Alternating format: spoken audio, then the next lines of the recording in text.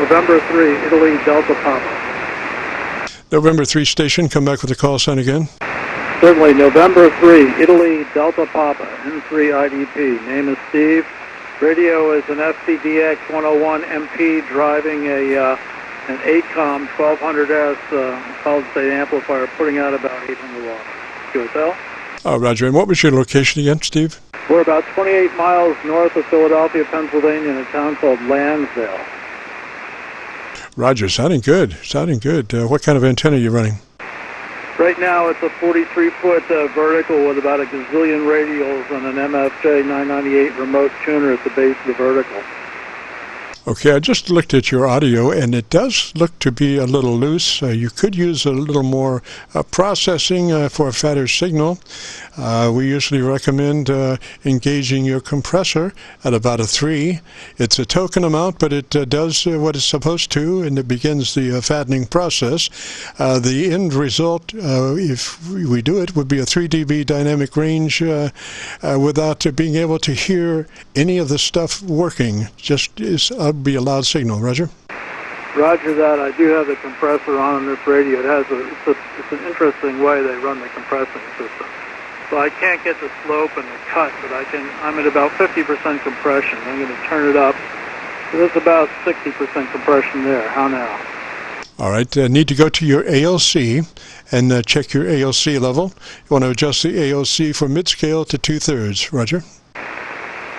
Roger that. Hang on 1 second. I got to go here. 1, 2, 3. No, we're right about mid-scale, just a hair short of mid-scale. All right. It looks good when you're on, when you're doing your thing. What I'm suggesting now is that folks use their watt meter as a DV meter or as a VU meter, so that they can see their audio as they speak. And by that way, you can do your own adjusting of your audio, trying to keep that meter in the sweet spot of the watt meter needle in the sweet spot. So you're using your watt meter as a VU meter, Roger? Roger that. Generally, I do that. It keeps it pretty tight, right? I'm not bouncing around too much on the valleys or the peaks. Roger, that's the idea. Now, you may be using less than, peak to peak, you may be using RMS. Which one are you using? RMS. Right. If you go peak to peak, you'll see your meter moving a lot quicker. Yeah, roger that. Yeah, it does bounce up and down a little bit. I also want to check out the mic gain. My mic gain was on 40. I'm going to turn it up to about 50 here. How does that sound now?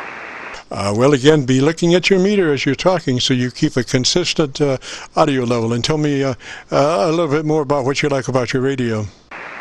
Like about the radio, this is pretty new. I have 2 stations here. One is an IC7851 that drives an OM powered 2500A, and this is my secondary station for contesting. And it's the FT101 MP, which is nice. It give me 200 watts without the amplifier, and with the amplifier, like I say, it's a 1 kilowatt solid state amp. So, like everything about it, great display, incredible sensitivity and selectivity. I think it's one of the best radios I've ever had. Roger, Roger. Now, if you went to your EQ and pumped up about 2 more dB on the top end, I would like to hear what that sounded like. Right, hang on 1 sec.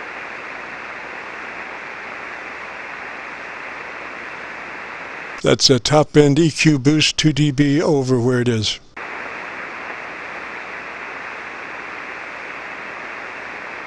Okay, how now? And talk to me about your antenna. Okay, the antenna, like I said, it's a DX Engineering 43-foot vertical with a remote tuner at the base. How does this sound? Roger, I think you have a little more edge in your audio now, and I think that's good, because that edge is what's going to help folks copy the mail in a really noisy situation. There's a lot of folks that want to run a lot of bottom end in their audio, and when they get into a noisy situation, it just becomes mud. So, and when Mother Nature does a phase angle cancellation, she takes it off the top. So the brighter we are going in, the better our audio in bad noise levels. Yeah, roger that. That's what I try to aim for, especially for DXing. So it sounds pretty good to you? Yes, sir. I think you got it going on, sir. Audio. I'm sorry, we doubled. I think you got it going on, sir. Thanks. I'm just curious. It sounds pretty good. Thank you for that. I'm just curious. Is there any noise on my audio? Do you hear any 60 hertz hum? I do not. I do not. You're giving me a 10 over my noise level, so you have a good signal. I do not hear any hum. But, you know, in the bastions of a 30 over somewhere, somebody might be able to hear something down in there. But just a normal run-of-the-mill day signal, 10 over, I can't hear it. Perfect. Thank you so much, Jim. Really appreciate it. The name here is Steve, Sierra Tango Echo Victor Echo. Thank you so much, and I will be clear on your file.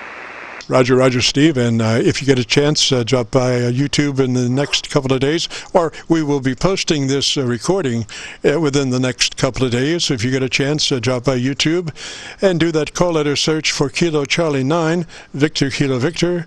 That will take you to our Qso-Vlog page, and you'll be looking for Qso entitled My Group Air Check 10-18-19. Today's date, My Group Air Check 10-18-19. Roger. Roger that. Thanks again. This is great. Bye-bye. Bye-bye. This is KC9VKV, the Friday afternoon Qso-Vlog network. If you've got a radio you want to check out, give us a shout. KC9VKV.